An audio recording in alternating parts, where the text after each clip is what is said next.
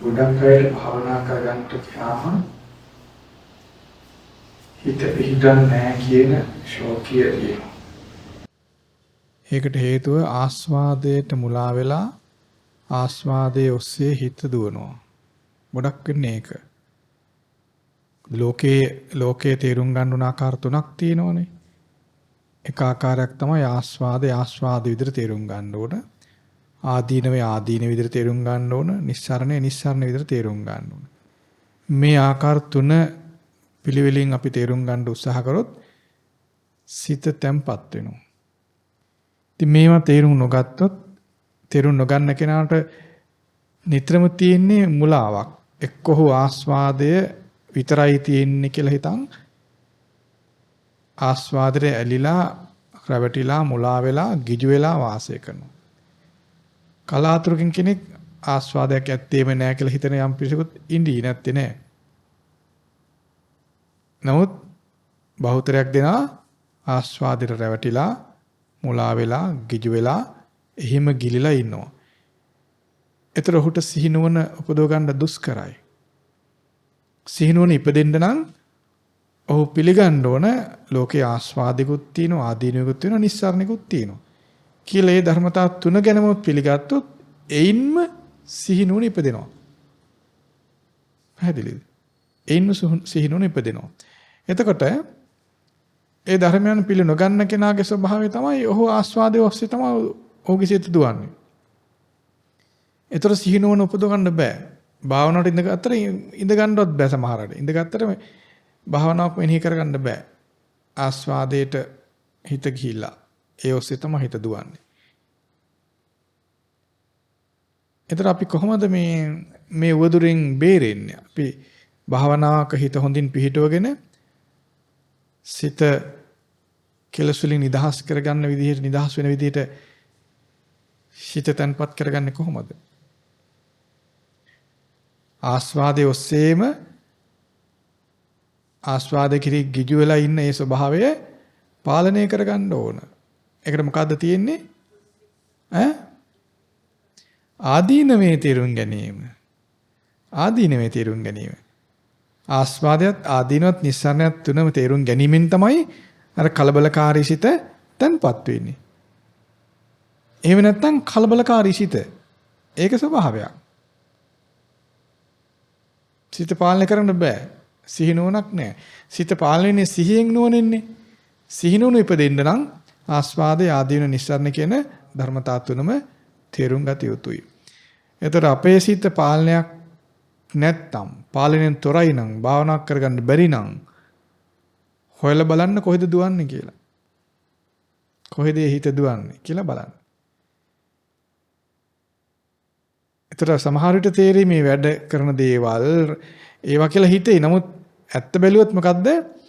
වගකීම් යුතුයකම් රාජකාරී ඕවා මේවා හිතේ. ඒවා ඔස්සේ තමයි යන්නේ කියලා. නමුත් ඒවා ඉතින් අපි ගැට ගහගෙන නෑනේ ඉන්නේ. ඒවා තියෙන පැත්තකනේ. නේ? ඒවා හිතත් එක්ක ගැට ගහලා නෑනේ. හිත එක්ක ගැට ගහලා තියෙන්නේ මොකද්ද? ආස්වාදේ. ආස්වාදයෙන් තමයි මේ ගැට ගහි තින්නේ. නමුත් අපිට පෙන්වන්නේ වගකීමක්, යුතුයකමක්, රාජකාරියක්. ඔය වගේ දේ වේසෙන් තමයි මේවා අපේ හිතේ ගැට ගහලා තියෙන්නේ. හොඳට බැලුවොත් පෙනේ මේ ආස්වාදය තියෙන්නේ කියලා. ඒතර ඒකෙන් මිදෙන්න නම් නිදහස් වෙන්නේ කොහොමද? ඒකෙන් නිදහස් වෙන්න ඕනේ. නැත්තම් හිරිහැරයි නේද? රස්සාව කරන්නේ කොහෙවත්? ගෙදරවත් ඉන්න නැහැ ගැට ගහයි ඕක හිතේ ගැට ගහිනේ. ගැට ගහිනවනේ. නේද? තියෙනව නේද මේක? ඔව්. ඒක ඇත්ත වගකීමද නැත්තම් මේ කරදරකාරී වෙ නිකන් ගැට ගහලා තියෙන එකක්ද? ගැට ගහලා තියෙන්නේ. ඒක ලියා ගන්න ඕනේ. නිදහස් වෙනවා කියන්නේ ඒකටයි. නේද? ඒතර කොහොමද හිත ගැට ගහලා තියෙන එකෙන් බේරෙන්නේ? ආදීනවේ තේරුම් ගන්න ඕන. ආදීනව තේරුම් ගත්තොත් හිත නිදහස් වෙන්න පටන් ගන්නවා. ඒතර වගකීම් ඉටු කරන්න බැරි වෙයිද? එතකොටයි වගකීම් හොඳින් ඉටු කරන්න පුළුවන්. ඇයි වෙහෙස නැති හිතක් තියෙනවනේ. වෙහෙසක් නැහැ, පීඩාවක් නැහැ. නිදහස් හිතෙන් වගකීම් ඉටු කරන්න පුළුවන්. එහෙම නැත්නම් වෙහෙසයි, පීඩයි, නේද? ඒ නිසා සිත නිදහස් කරගෙන හොඳින් වාසය කරන්න නම් ආස්වාදයට ගිලිලා ආස්වාදයෙන් මුලා වෙලා ගිජු වෙලා ඉන්න ස්වභාවයෙන් බේරෙන්න ඕන. ඒ බේරෙන්න ආදීනවේ තේරුම් අරන් සිහි කරන්න පුරුදු වෙන්න. ඒතර අද අපි ඉගෙන ගත්ත දේශනාවේ ගණ්ඩෝපම සූත්‍රයේදී ශරීරයේ ආදීනවය කියලා දෙනවා. එක් විදිහකින්. ශරීරයේ ආදීනවය එක විදිහකින් කියලා දෙනවා. ඉතින් අපි මේ ආදීනවය ඇත්තයි කියලා තේරුම් ගන්න ඕන. ඒක බොරුවක් නෙමෙයි. ඇත්තක් මේ පෙන්වන්නේ. නිතරම තේරුම් ගන්න බුදුරජාන් වහන්සේ පෙන්වන දේ යථාර්ථයේ මිසක මවප එකක් නෙමෙයි. මැවිල්ලක් එහෙම නැත්නම් නැති දෙයක් තියෙන වගේ පෙන්වීමක් නෙමෙයි. එතන භාග්‍යවතුන් වහන්සේ හදපු දෙයක්ුත් නෙමෙයි. භාග්‍යවතුන් වහන්සේගේ නිර්මාණයක් නෙමෙයි මේ ධර්මය කියන්නේ. ලෝක යථාර්ථය. දකින්න බැරි වුණොත් පෙන්වනවා එච්චරයි කරන්නේ. දකින්න බැරි කෙනාට පෙන්වනවා මෙන්න කියලා. ඒකයි ධර්මය කියලා කියන්නේ. ඒතර අපිට සද්ධාාවක් තියෙන්න ඕන මේක ඇත්තයි කියලා පිළිගන්න. ඒතර අපිට සිහිනුවන පෙදෙන්න පටන් ගන්නවා. ඒ නිසා අපි පිළිගත්තොත් බුද්ධ වචනය අපේ ශරීරයේ ආදීනවේ පෙන්වලා තියෙන විදිය පිළිගත්තොත් ඒතර අපේ සිත ඒ පිළිගත් ධර්මයේ සිහි කරන්න නැමෙනවා. කොහොමද නැමෙන්නේ? අපිට සිහි කරන්න පුළුවන්කම ලැබෙනවා. කොහොමද සිහි කරන්නේ? දැන් අද ඉගෙනගත්ත ධර්මයේ කොහොමද සිහි කරන්නේ? දැන් ඕක සිහි කරන විදිය කියන්නේ අද ඉගෙනගත්ත දේ කොහොමද ඔයගොල්ලෝ පාවිච්චි කරන්නේ? දැන් ඔයගොල්ලෝ දැන් අසුභ භාවනාව, මරණ සති භාවනාව වගේව කරගන්න දුෂ්කරයි නේද ඒවක්. ඒවක් දැන් අවුරුදු ගාණක් තිස්සේ කරාට තාම ඔයගොල්ලන්ට ඒවා හොඳට සමාධියක් වඩ아가ගෙන සමාධියක් සහිතව ඒ භාවනාව කරගන්න තරම් අමාරුයි නේද? එහෙම දුෂ්කරකමක් තියෙනවනේ මම දන්නවා ඒක අමාරුයි. ඇයි?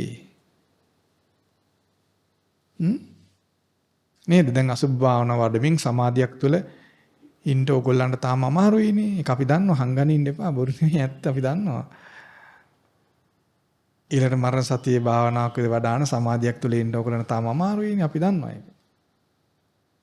ආයතන භාවනාව කරාට ඕගොල්ලන් සමාධියක් තුළ ඒ භාවනාව කරගෙන පහසුවෙන් ඉන්න ඕගොල්ලන්ට දුෂ්කරයි. අපි දන්නවා. ඒක ලැජ්ජාවට කාරණයක් නෙවෙයි. ඒ දුෂ්කර බව ඇත්ත. ඇයි පිහිටන්නේ නැත්තේ? සිහිය පිහිටලා නැහැ. සිහි නුවණ නැති නිසා නේද? සිහියත් නුවණත් දෙක තිබුණා නම් අසුබේ වේවා මරණ සතිය වේවා ඒ භාවනාව හොඳින් පිහිටවගෙන සමාධියක් වඩ아가ගෙන ඉන්න පුළුවන්. එතකොට ඒ සිහි නුවණම බලවත් වෙනවා. නමුත් දැන් ඔයගොල්ලෝ ඉඳගන්න හිතෙන්නෙත් නැහැ. කොහොම හරි ඉඳගත්තොත් වැඩි වෙලා ඉන්න හිතෙන්නෙත් නැහැ. එක්ක ගෙදර වැඩ මතක් වෙනවා, ළමයි මතක් වෙනවා, රස්සා මතක් වෙනවා. ඉතින් වෙහෙසයි, කම්මැලි, නිදිමතයි. ඒ වගේ තැනකනේ ඉන්නේ. ඒක තමයි. එහෙම නැතුව භාවනාවක් හොඳින් කරගන්න දුෂ්කරයි සිහිනුවන මදකම නේද? ඒ සිහිනුවන ඉපදෙන්නේ ඇත්තේ ඇයි? ආස්වාදයට ගිජු වෙලා ඉන්න නිසා. ඒ අතරින් අතර එන්නේ ආස්වාදයට ජනක දේවල්නේ. ඒ ආස්වාදයෙන් ඈත් වෙලා හිත නිදහස්ව තියාගන්න උදව් වෙන්නේ ආදීනවේ සිහි කිරීම. ආදීනවේ සිහි කරගන්නේ කොහොමද? දැන් අද ඉගෙන ගත්ත ආදීනව සිහි කරගන්න එක විදියක්. කොහොමද ඒක අපි අද ඉගෙන ගත්ත දේශනාව කොහොමද සිහි කරගන්නේ? මගේ ශරීරය නව දොරක් තියෙන ගඩුවක් වගේ. එහෙම සිහි කරන්න පුළුවන් ඈ? මගේ ශරීරය දොරටු 9ක් තියෙන ගඩුවක් වගේ. මේ දොරටු වලින් වැగిරුණොත් වැగిරෙන්නේ අසුචිමයි. මේ දොරටු වලින් වැగిරුණොත් වැగిරෙන්නේ දුර්ගන්ධය හමන දෙයක්මයි. මේ දොරටු වලින් වැగిරුණොත් වැగిරෙන්නේ පිළිකුල් සහගත දෙයක්මයි. මේ දොරටු වලින් ගලාගෙන ගියොත් ගලාගෙන යන්නේ අසුචියක්මයි. මේ දොරටු වලින් ගලාගෙන ගියොත් ගලාගෙන යන්නේ දුර්ගන්ධය හමන දෙයක්මයි. මේ දොරටු වලින් ගලාගෙන ගියොත් ගලාගෙන යන්නේ පිළිකුල් සහගත දෙයක්මයි. මගේ කියන ශරීරය නව දොරක් තියෙන දොරටු 9ක් තියෙන ගඩුවක් වගේයි. මේ ශරීරයෙන් වැగిරුණොත් අසුචියක්මයි වැగిරෙන්නේ. මේ දොරටු වලින් වැగిරුණොත් දුර්ගන්ධය හමන දෙයක්මයි වැగిරෙන්නේ. මේ දොරටු වලින් වැగిරුණොත් පිළිකුල් සහගත දෙයක්මයි වැగిරෙන්නේ. මේ දොරටු වලින් ගලාගෙන ගියොත් අසුචියක්මයි ගලාගෙන යන්නේ. මේ දොරටු වලින් ගලාගෙන ගියොත් දුර්ගන්ධය හමන දෙයක්මයි ගලාගෙන යන්නේ. මේ දොරටු වලින් ගලාගෙන ගියොත් පිළිකුල් සහගත දෙයක්මයි ගලාගෙන යන්නේ. මේ ශරීරය ගොඩාක් පරණ වෙච්ච දොරටු 9ක් තියෙන ගඩුවක් වගේ දෙයක්. අසුචි ගලන, දුර්ගන්ධය හමුන දේ ගලන, පිළිකුල් සහගත දේ ගලන ගඩුවක් වගේ. අන්න එහෙම සිහි කරන්න පුළුවන්ද? දැන් ඔය අද ඉගෙන ගත්ත දේශනාව ওই විදිහට සිහි කරන්න ඔයගොල්ලෝ පුරුදු වෙන්න ඕන. එතකොට ඒ සිහි කරන්නේ Tamanගෙම ශරීරය ගැන. බාහිර එකක් නෙවෙයි. බලන්න අපි මේ අපේ සිත බලහත්කාරයෙන් නමලද දැන් ඔක සිහි කරනකොට? නෑ නේ. නෑ. දැන් අර දරුණු සතෙක් අපින කුළුවරකෙක් කඹයකින් බැඳලා හයියෙන් අල්ලන් ඉන්නා වගේ දුෂ්කර වැඩක්ද ඒක? කුළුවරකෙක් කඹයකින් බැඳලා අල්ලන් ඉන්නවා. අමාරුයි නේ. අපිවත් ඇදගෙන පෙරලගෙන යනවා ඒතරනේ. ඔය වගේ තමයි ඔබ භාවනාවට වාඩි වෙනවා ඔබේ සිත ඔබත් පෙරලගෙන යනවනේ. ඔබම දන්නේ නැගිටලා ගිහිල්ලානේ. කුළුවරක කම්බේකින් බැඳලා අල්ලන් ඉන්නා වගේ තමයි ඔබ ඔබේ හිත බැඳලා තියාගන්න හිතනවා ඉඳගෙන. ඉඳගන්නවත් බෑ සමහර අයට. ඉඳගෙන වැඩි වෙලා ඉන්න බෑ. නේද? නැගිටලා යනවා. එහෙම නැත්නම් අසුබේ කරන්න වාඩි වෙන්නේ හිතෙන්නේ රස්සාව ගැන. නැත්නම් වත්ත පිටේ ගැන. නැත්නම් කවුරුරි මොනවාරි කිව්ව එකක් ගැන. නැත්නම් ඇඳුම් පැළඳුම් කනබුන හාදා රැයට මොකද්ද යන්නේ. නේ? ඕක සිහි වෙන්නේ. එහෙම නැත්නම් නින්දට ගිහිල්ලා. නේද? ඒ වගේ මේ කුළුහරක කම්බෙන් බැඳලා අල්ලගෙන ඉන්න දඟලන්නේ. ඌ මෙල්ල කරගත්තාම ඉවරයිනේ. කවදාවත් කරන්න පුළුවන් එකක්ද කුළුහරකෙක් කම්බෙන් බැඳලා අල්ලගෙන අපිට සුවසේ ඉන්න පුළුවන් වෙයිද? දෙයිද? එහෙනම් අයින් කරන්නේ එහෙම. ඈ? ඌ මෙල්ල කරගන්න එපා. මෙල්ල කරගත්තොත් ඌ පාඩුයිනේ කඹ දාන්න ඕනේ නේද? ඒ වගේ තමයි මේ සිත දමනය වෙනවා ඇත්ත දැක්කම. ඒක ස්වභාවයක්. යථාර්ථයේ ඉදිරියේ දමනය නොවන සිතක් නැහැ. යක්කුන්ගේ සිත් පවා යථාර්ථයේ ඉදිරියේ දමනයටපත් වෙනවා. දෙවියන්ගේ බඹුන්ගේ සිත් පවා යථාර්ථයේ ඉදිරියේ දමනයටපත් වෙනවා. ඊටාම දාමරික පුද්ගලයන්ගේ සිත් පවා යථාර්ථයේ ඉදිරියේ දමනයටපත් වෙනවා. නොවනති මිනිස්යාගේ සිත ගැන කවර කතාවද? ශ්‍රද්ධාවන්ත මිනිස්යාගේ සිත ගැන කවර කතාවද? දරුණු යක්ෂයන් দমনය වෙන ලෝකයේ සදහවත් මිනිසුන්ගේ සිත দমনය නොවේයිද? ඒ නිසා ඔබට මොකුත් තේරෙන්නේ නැහැ කියලා බය වෙන්න එපා. අපිට නුවණ නැහැ, පින නැහැ. ඒ බොරු වචන වලට රැවටිලා ඔබගේ වීරවන්තකම යටපත් කරගන්න එපා. බොරු වචන වලට ඇහුම්කන් දීලා ධර්මයට අයිති නැති වචන වලට ඇහුම්කන් දීලා ඔබගේ පුණ්‍ය ශක්තිය යටපත් කරගන්න එපා. අපි හිතන්නේ අපට පින නැහැනේ, හරි වැඩේ යන්නේ අපොයි අපි ඉපදුණු කලක් බුදුරජාණන් වහන්සේ වැඩ හිටන අපි මෙලෑට නිවන අවබෝධ කරලා කියලා කංකෙදිරි ගන්නනේ ඔයගොල්ලෝ. ඉතින් ඒ කාලේ කෝක එහෙනම් කරා. ඒ කාලේ හිටියානේ. ඒ කාලේ නොහිටියා නම් අද මනුස්ස ලෝකෙට එන්න බෑනේ. මොකෝ ඒ කාලේ මිත්‍යා දෘෂ්ටියෙන් ඉඳලා අද මනුස්ස ලෝකෙට ආවේ. ඒ කාලේ මිත්‍යා දෘෂ්ටිය හිටියන් නම් අද මනුස්ස ලෝකෙට එයිද? එන්නේ නැහැ නේද? ඒ කාලේ දම්පැන් දීලා තියෙනවා. යාන්තම් කොහොමද? එදත් බෑ බෑ කිය ඉඳලා තියෙනවා. ඒ නිසා යන්තම් අර දන් පැන් දුන්නේ හින්දා හරි පොඩි පිනකින් මොකද බලවත් අයට දුන්න දන්නේ. ඒ නිසා අද මනුස්ස ලෝකෙට ආවා. එතකොට අද පුළුවන්කම තියෙද්දි ඒක කරගන්න බැරි වෙන්නේ ඇයි? සිත නොමග යන දෙයට අහුම්කම් දෙන්න නිසා. ඔබට මම කිව්වනම් ඕගොල්ලන්ට පින්න නෑ වැඩක් නෑ කිව්වොත් නෑ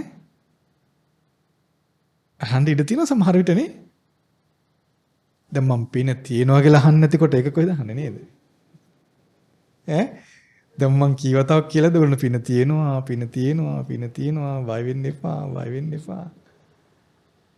අහන්නේ නේද? ඒ මොකද හිත නමගොස් තියෙන්නේ. බුද්ධ වචනෙන් බාහිර දේවල් අහලා ඒකෙට හිත යට වුණා. ඒක විකාර හිත විකාර කරන දේවල් කුඩු ගැහුවේ එක හිත විකාර. ওই වගේ තමයි මේ දෘෂ්ටි කියන ඒවා. මතවාද හිත වලට ගියාම හිත විකාර වෙනවා. ධර්මයෙන් තොර දේ සියල්ල මතවාද. ඒවයි සිත විකල් වෙනවා. ධර්මයේ තුල සිත විකල් වෙන්නේ සංසිඳෙනවා. දැන් අද අපි කලින් කියලා දුන්නේ ධර්මයක්. ඒ ධර්මයේ කොහොමද ශරීරයේ ආදීනවය. ඒක සිත විකල් වෙන්නේ නැහැ. අන්‍යව සිහි කරන්න. එතකොට ඔබේ සිත තන්පත් වේවි. ඔබ කෙරෙහි පිහිටා සිටීවි. ඒක බොරුවක් නෙවෙයිනේ. මේ ශරීරයේ gaduwak වගේ. Tamange ශරීරය. මගේ ශරීරය පැරණි gaduwak වගේ. නව දොරක් තියෙනවා. දොරටු 9ක් තියෙනවා. මේ දොරටු 9න් වැగిරුණොත් වැగిරෙන්නේ අසුචියක්මයි. වැగిරුණොත් වැగిරෙන්නේ දුර්ගන්ධය හමන දෙයක්මයි. වැగిරුණොත් වැగిරෙන්නේ පිළිකුල් සහගත දෙයක්මයි කියලා සිහි කරන්න. මේ gaduwak වගේ ශරීරයේ දොරටු 9ක් තියෙනවා. මේන් ගලාගෙන ගියොත් ගලන් යන්නේ අසුචියක්මයි. මේන් ගලාගෙන ගියොත් ගලන් යන්නේ දුර්ගන්ධය හමන දෙයක්මයි. මේන් ගලාගෙන ගියොත් ගලන් යන්නේ පිළිකුල් සහගත දෙයක්මයි කියලා සිහි කරන්න බලන්න. ගෙදර ගියාම සිහි කරන්න. බස් එකේ යද්දිත් වාඩි වෙද්දී ඔක සිහි කරන කාටවත් හිත පේන්නේ නැහැ කායකවත් ඔවා කියන්න එපා. ළමයි ගෙදර ගින් අම්මලා එක්ක කියන්න එපා අම්මා මෙහෙමයි මං සිහි කරන්න කියලා කියන්න එපා. Taman සිහි කරන්න. අම්මලා ළමයි එක්ක කියන්නත් එපා. මොකද මේ අනුන්ට කියන එක නෙවෙයි මේක. අනුන් දිහා බලන්නෙත් නෑ. Taman දිහා බලන්නේ. නිවැරදි ධර්මය ඇහුවාම සිහිය පිහිටනවා. හිත එහිම දුවන්නේ. ඒතර තමා කෙරෙහි හිත යොමු වෙනවා. ඒ සැනින් එතනින් ඉඳන් සිහි කරන්න පුළුවන් ඒක. ඒක තමයි ධර්මයේ ස්වභාවය. ධර්මයෙන් බාහිර දෙයක් ඇහුවාම හිත විකල් වෙලා ඒක සිහි කර කර හිත ඉබාගාත යනවා. මට පින්නේ හරි වැඩි අපරාධේ කාලේ පුදුනා නම් අපරාධේ බුදුරජාණන් වහන්සේ වැඩ හිටියා නම් අපි අවබෝධ කරන්නේ. අනේ අපොයි අපි වගේ ආවහනවන්තයෝ. දැන් ඉතින් ඉඳලා වැඩක් නැහැ. කී කියා හිතෙනවා. ඒ සිහි විකල් වීමක් නේ. ඒ ධර්මයෙන් තොර දේ අහපුවා. ධර්මය අහුවාම සිහි විකල් වෙන්නේ නැහැ. සිහි පිහිටනවා. ඒ සිහිය පවත්වන්න පුළුවන්. ධර්මයෙන් තොර දේ අහුවාම සිහි විකල් වෙලා විකලත්වයේ පවතින්නේ. අසිහිය පවතින්නේ. ඒ නිසා අද අපි ඉගෙන ගත්ත ධර්මය gaduwak උපමා කරගෙන Tamanගේ ශරීරය ගැන අපේ ශරීරය ගැන බුදුරජාන් වහන්සේ පෙන්වූ ධර්මය ඔගොල්ල හොඳින් අසා තිබුණා නම් යලි මෙනෙහි වෙනවා නම් හොඳින් ඇසුවොත් ඒක යලි යලි මෙනෙහි වෙයි. ඒතර මෙනෙහි වෙන්නේ Tamanගේ ශරීරය ගැනමයි. ඒක මෙනෙහි කරන්න පුළුවන්. දැන් මෙනෙහි කරන පිළිවෙල තමයි මම කිව්වේ. කොහොමද මෙනෙහි කරන්නේ? දැන් මෙනෙහි කරන්නේ නම් ඇස් වහගන්න. දැන් භාවනා කරන පිළිවෙලට ඉන්න. දැන් ඇස් වහගෙන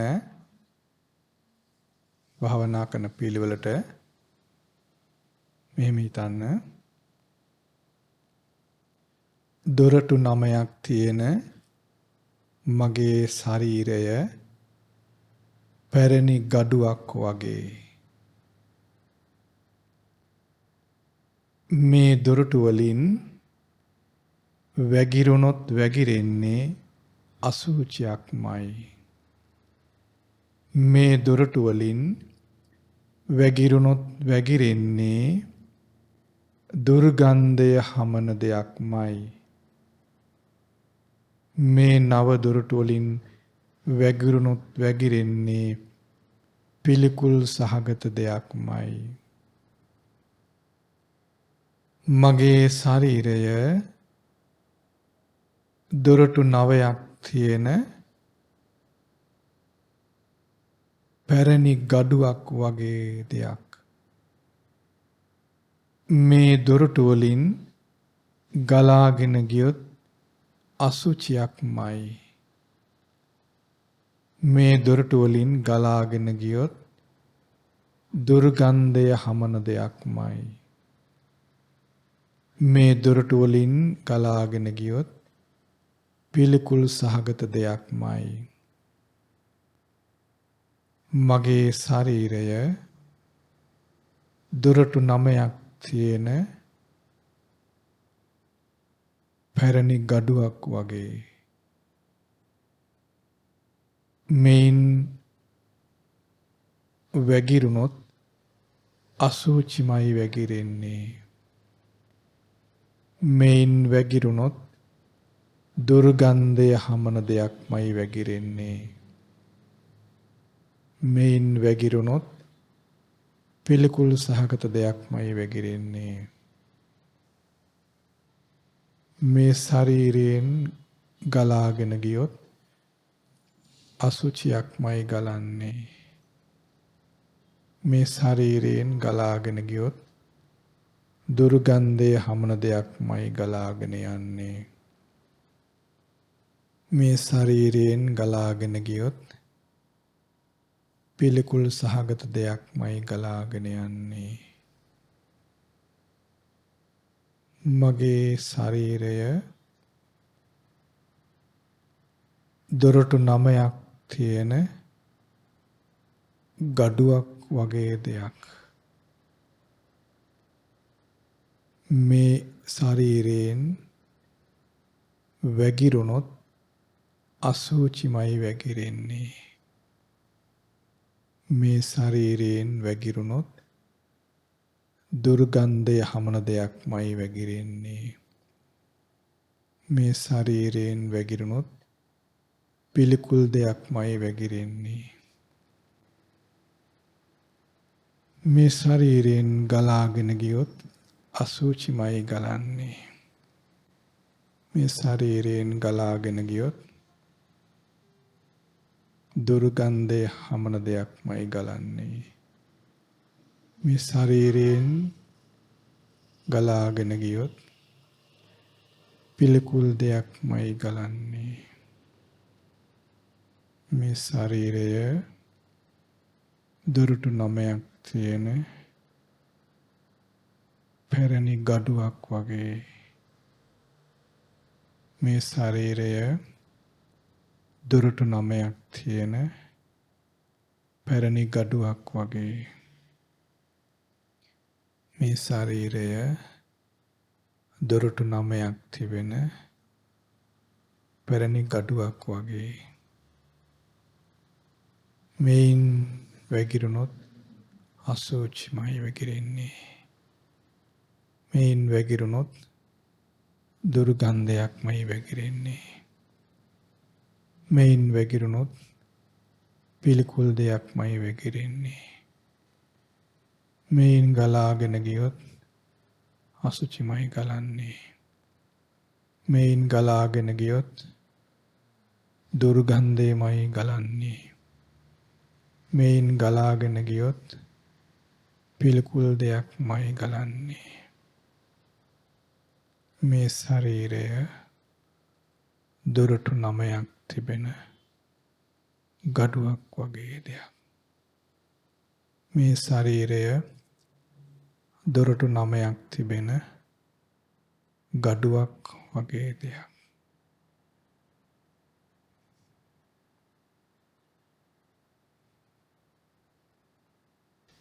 ඒ විදිහට සිහි කරන්න පුළුවන් නේද ඔයගොල්ලන්ට? ඒ විදිහට සිහි කළොත් බලහත්කාරයෙන් හිත අල්ලලා රඳවන්න ඕනේ නැහැ නේද? ඈ බලහත්කාරයෙන් හිත අල්ලලා රඳවන්න ඕනේ නැහැ. සිත පිහිටන්න ගන්නවා. ඒතර සිහියත් ඉපදෙනවා නුවණත් ඉපදෙනවා. ඒක තමයි ධර්මයේ ස්වභාවය. බුදුරජාණන් වහන්සේගේ ධර්මයේ කවදාවත් බලහත්කාරයෙන් යමෙකුට පටවන්නේ නැහැ.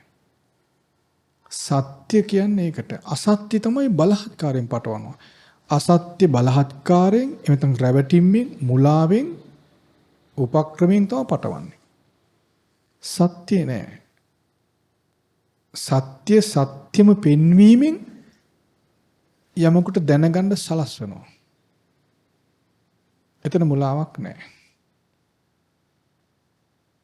සත්‍ය කියලා කියන්නේ අපේ ජීවිතයේ තියෙන දේ වෙන දෙයක් නෙමෙයි. ඒතර ඒ සත්‍ය තේරුම් ගන්න කෙනාට සිහි කරගන්න අමාරු නෑ. ඒ දේ සිහි කරද්දී සිත පිහිටනවා, කයට සිත පිහිටනවා, කායනුපස්සනාවේ පිහිටනවා. එතකොට සිහිය කියන ඉන්ද්‍රිය ඉපදෙනවා. ඒ විදිහට සිහිය ඉපදුනොත් ඔබට අනිකුත් භාවනාවන් කර ගැනීම දුෂ්කර වෙන්නේ නැහැ. අසුභ භාවනාව, මරණ සති භාවනාව ආදී භාවනාව කරගන්න අමාරු වෙන්නේ නැහැ. මොකද මේ ඊට වඩා බලවත් දෙයකින් සිත කයට සම්බන්ධ වෙලා තියෙන නිසා. ඒ නිසා අද ඉගෙනගත්ත දේශනාව මේ විදිහට සිහි කරන්න බලන්න. එතකොට ඔබට අනිකුත් භාවනාවන් කරන්න ඒක පහසු වෙයි.